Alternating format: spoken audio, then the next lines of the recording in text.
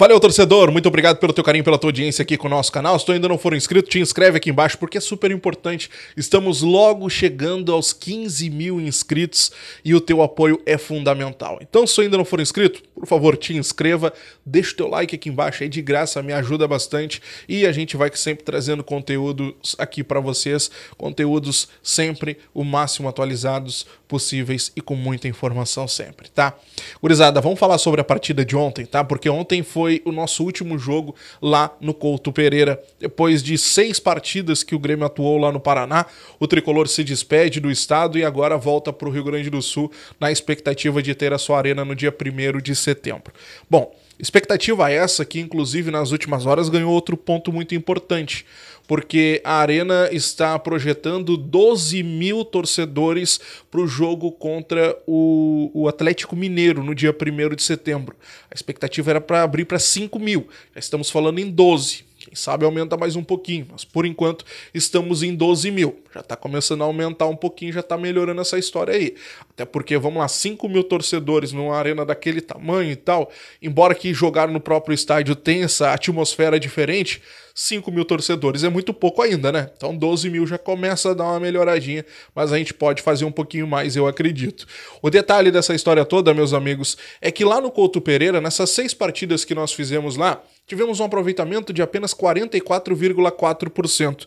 Vamos dar uma passadinha nos jogos, olha só. Nós vencemos o The Strongest por 4-0, foi o nosso primeiro confronto lá, lembra? Pela Libertadores, nós precisávamos vencer, fomos atrás da vitória, 4-0, foi o primeiro jogo e tinha aquela atmosfera que lembrava muito o Olímpico. Lembra? Ali foi muito falado, o Estádio Olímpico e tal, um Couto Pereira, né? Lembrando o Olímpico, toda aquela atmosfera. Então aquilo ali fez toda aquela magia daquela noite. Foi o nosso primeiro confronto por lá. Depois, no final de semana, nós já tínhamos o jogo contra o Bragantino, onde nós, com uma equipe reserva, perdemos por 2-0. Foi a volta do Campeonato Brasileiro. Empatamos em 1-1 com o Estudiantes. E ali classificamos, né, em segundo no grupo da Libertadores. Aí depois veio o Grenal com aquela derrota, depois veio o 1-3, no caso, nos pênaltis, né, na semana passada, para o Corinthians, e teve também o 2-1 de ontem. Foram as 6 partidas que nós fizemos lá no Couto Pereira. Bom, e aqui um ponto que eu quero trazer para vocês que para mim é muito importante, tá? Muito importante. Porque a torcida esteve com o Grêmio em todo momento por lá. Mesmo sendo longe, a torcida do Paraná nos apoiou demais, a torcida que pôde saiu daqui foi para lá, a torcida de Santa Catarina foi para lá, a torcida de São Paulo que podia foi para lá, todo mundo foi e apoiou o Grêmio. Porque a gente vê tudo isso nas estatísticas de público. Nós tivemos contra o The Strongest 23.104 torcedores, contra o Bragantino, um jogo de Brasileirão com time reserva, 7.500 torcedores, 32.500 contra o Estudiantes, aquele empate 1-1. Contra o Inter no Clássico, 27 mil torcedores. Contra o Corinthians na semana passada, 29 mil torcedores.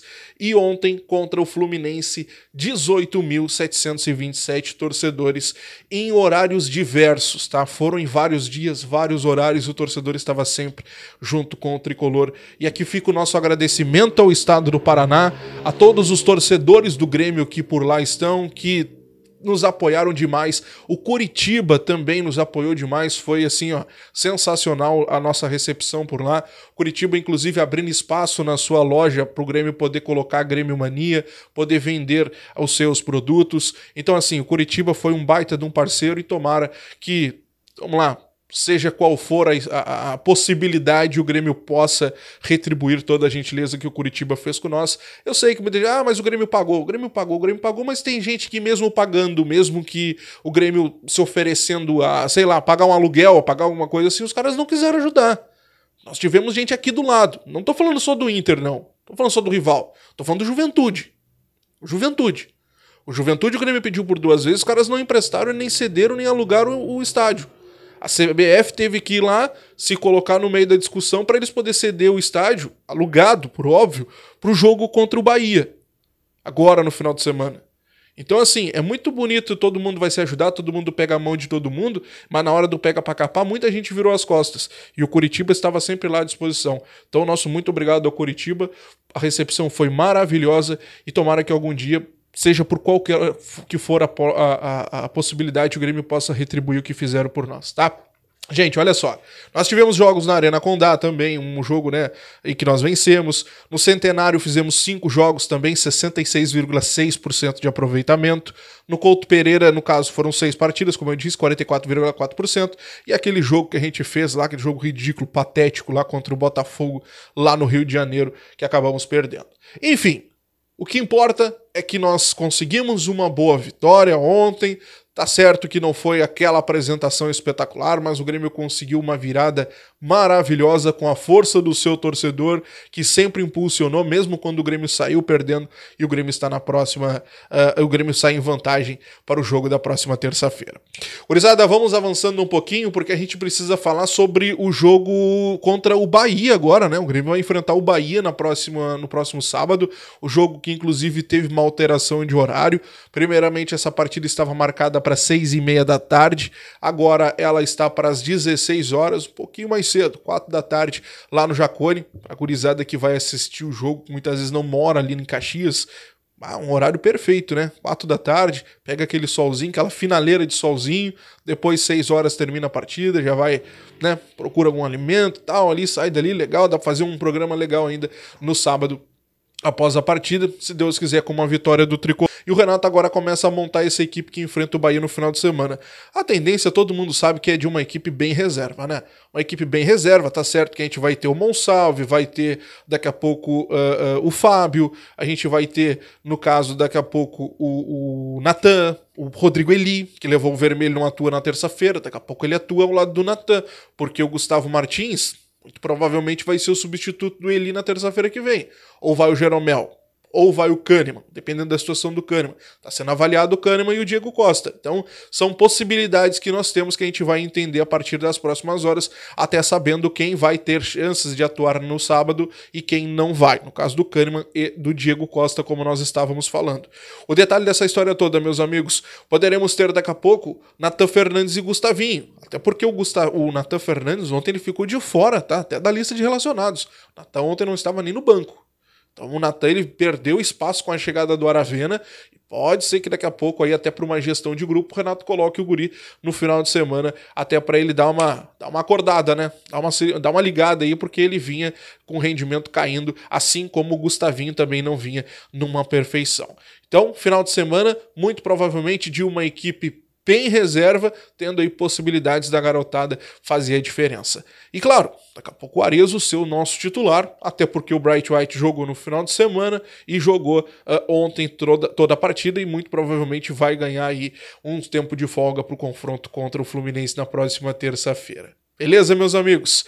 Bom, acho que é por aí, né? Bom, aqui eu preciso trazer aqui para você só um fato que a gente precisa ir acompanhando também, porque o São Lourenço ontem empatou com o Atlético Mineiro em 1-1. E é desse confronto aqui que sai o adversário da próxima fase. Tomara que seja o adversário do Grêmio, mas vamos pregar cautela, pezinho no chão, porque pode ser o adversário do Fluminense também. Mas é daqui que vai sair o adversário da próxima fase das quartas de finais da Libertadores da América. Beleza, gurizada? É por aí então, tá? Te inscreve, deixa o like, ativa o sininho de notificações, estou de plantão, qualquer notícia trago aqui no canal. E aí, essa vitória de ontem, hein? Monsalve e Cristaldo é a grande pergunta do dia. Monsalve e Cristaldo podem jogar juntos ou não? Renato acha que não. Renato, né, desconversou daqui, dali e tal, falou que daqui a pouco, numa circunstância de jogo, aquela história toda, falou da preocupação com marcação. O Monsalve foi questionado quanto a isso, ele disse que fazia essa função lá no antigo clube dele, jogava meio caindo pelos lados, marcando lateral também e tal. Vamos lá, eu acho que a pergunta não é Monsalve ou Cristaldo, eu acho que a pergunta é os dois juntos e com a saída do Pavão, né? Eu acho que o Monsalve caindo pela direita ali poderia ser testado pelo menos durante uma partida. Tira o Pavão, coloca o Monsalve por ali, vamos ver como é que o time reage, vamos ver se ele vai conseguir ou não fazer essa função. É um experimento que daqui a pouco o Renato vai fazer, acredito, até porque o campo está gritando que o guri precisa ter oportunidades. Te inscreve, deixa o like, ativa o sininho de notificações, qualquer informação, qualquer atualização te trago aqui no nosso canal. Grande abraço, até a próxima. Tchau.